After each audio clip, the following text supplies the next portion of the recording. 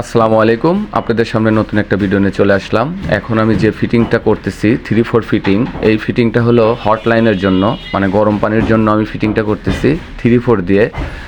দেখতেই পাচ্ছেন একটা নিপুলের সাথে একটা এলবো লাগিয়ে আমি টাইট দিচ্ছি। ওই পাশে আমার আর একটা বাথরুম আছে, এক বাথরুম থেকে গরম পানি আর এক বাথরুমে যাবে। 3টে বাথরুমের লাইন, গরম পানির লাইন আমি করতেছি এখানে। এই একটা গিজার দিয়ে 3টে বাথরুম চলবে সে ব্যবস্থা করার জন্য আমি এখানে টির সাথে একটি এলবো লাগিয়েছি। আর এখান দিয়ে আমার গরম পানিটা ঢুকবে, সেজন্য আমি এখানে একটা নিপুল লাগিয়ে দিচ্ছি।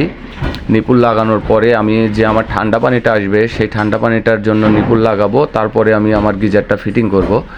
গিজারটা ফিটিং এর আগের ভিডিওতেই আমি দিছি, আপনারা অবশ্যই দেখছেন। দেখতে থাকুন কিভাবে আমি হটলাইনটা কানেকশন করি। এই হটলাইনটা কানেকশন করার একটাই যে এটাটি লাগানোর উদ্দেশ্য হলো আপনার যে এখানে যে 3টে বাথরুম আছে, 3টে বাথরুমে একটা গিজার দিয়েই আপনার চালাবে।